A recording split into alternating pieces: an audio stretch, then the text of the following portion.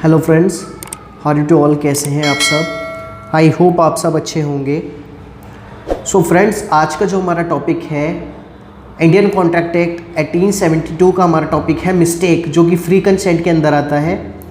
मैंने बाकी सारे टॉपिक्स कवर कर चुका हूँ, fraud, misrepresentation and undue influence, ये मैं कवर कर चुका हूँ। आज का जो हमारा टॉपिक है वो है मिस्टेक, कि मिस्टेक क्या होता है इन इंडियन कॉन्ट्रैक्ट एक्ट 20 से लेकर सेक्शन 22 तक इसमें डिफाइन किया गया है।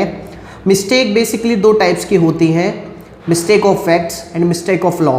दो टाइप्स की मिस्टेक होती हैं। सेक्शन 20 में मिस्टेक ऑफ फैक्ट्स के बारे में बताया गया है। आइए बहुत इजी वे में आपको बताता हूं कि मिस्टेक ऑफ फैक्ट्स क्या होते हैं। सो फ्रेंड्स, वीडियो स्टार्ट करने से पहले एक बार मैं आपको ये बता दूं कि अगर आप मेरे चैनल पर न्यू हैं तो आप मेरे चैनल को सब्सक्राइब करना बिल्कुल ना भूलें, अमान लो नॉलेज को, और बेल आइकन को प्रेस करना भी। एंड अगर आप इंडियन कॉन्ट्रैक्ट एक्ट के नोट्स चाहते हैं या अगर आप पर्सनली क्लास लेना चाहते हैं तो आप मेरे से कांटेक्ट कर सकते हैं। डिस्प्ले पे नंबर शो हो रहा होगा, एंड डिस्क्रिप्शन बॉक्स में भी आपको मैं अपना कॉन्टैक्ट नंबर प्रोवाइड करवा दूंगा। एंड अगर आप नोट्स भी लेना चाहते हैं कि उसके लिए भी आप मेरे से कॉन्टैक्ट कर सकते हैं। तो आइए अब हम स्टार्ट करते हैं मिस्टेक ऑफ फैक्ट्स के बारे में। So mistake of facts section 20 में डिफाइन किया गया है, जहां agreement void where both parties are under mistake as the true matter of facts. Example कि मिस्टेक ऑफ फैक्ट्स में क्या होता है, एग्रीमेंट वॉइड हो जाता है।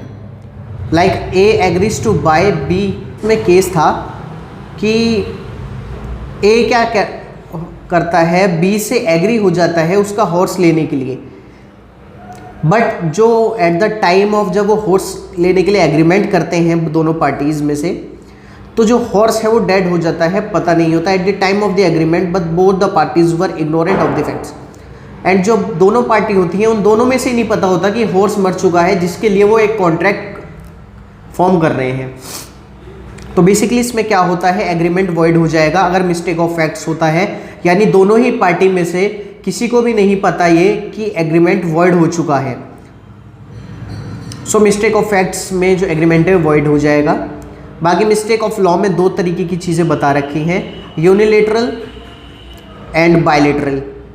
One party under the mistake, जब कोई वन पार्टी मिस्टेक करती है कॉन्ट्रैक्ट में तो उसमें क्या होता है कि कॉन्ट्रैक्ट वैलिड होता है। मान लीजिए कि अगर ए एंड बी कॉन्ट्रैक्ट कर रहे हैं कि जो ए है वो वाटर बॉटल सप्लाई करेगा बी को, ओके, लेकिन जो पेमेंट होती है वो तो पहले ही डन हो जाती है, लेकिन जो बॉटल भिजवानी होती है ए पार्टी को अपने सर्वेंट के द्वारा, वो सर्वेंट को ऑर्डर दे देते हैं, लेकिन जो सर्वेंट होता है वो किसी वजह से उन बॉटल्स को वहाँ तक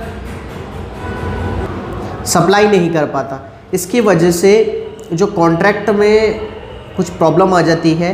तो ऐसे कॉन्ट्रैक्ट में जहाँ की वन पार्टी अपनी सारी चीज़ें फुलफिल कर रही है और सेकंड पार्टी नहीं कर रही, मिस्टेक के द्वारा अगर कोई ऐसा कॉन्ट्रैक्ट हो जाता है तो वो कॉन्ट्रैक्ट वैलिड रहेगा। एंड सेकंड आता है बायलेटरल, जहाँ दोनों ही पार्टीज मिस्टेक में होंगी, वहाँ कॉन्ट्रैक्ट क्या होगा, वॉइड हो जाएगा। जैसा कि मैंने अभी आपको बताया ऊपर कि ए और बी दोनों हॉर्स बेचने के लिए तैयार था, और जो बी था वो लेने के लिए, लेकिन क्या था कि दोनों को ही नॉलेज नहीं थी कि घोड़ा मर चुका है। तो इसमें क्या था, एग्रीमेंट वॉइड हो गया। दोनों ही पार्टीज जब इग्नोरेंट कर देती हैं फैक्ट्स को तो वो कॉन्ट्रैक्ट वॉइड हो जाता है। और अगर वन पार्टीज अपनी कंडीशन फुलफिल कर देती है और सेकंड नहीं कर पाती by mistake, so that contracts becomes valid. So friends, I hope आपको मिस्टेक का टॉपिक समझ आया होगा। बाकी अगर आप मेरे से बात करना चाहते हैं या लॉ के रिगार्डिंग कुछ पूछना चाहते हैं तो आप मेरे इंस्टाग्राम हैंडल पर जाकर, अमान लो नॉलेज के नाम से मेरा इंस्टाग्राम पेज है, वहां जाकर भी मुझे डीएम कर सकते हैं अगर आपकी कोई क्वेरी है, और कमेंट सेक्शन में भी आप मुझे कमेंट करके बता सकते हैं। So thank you friends.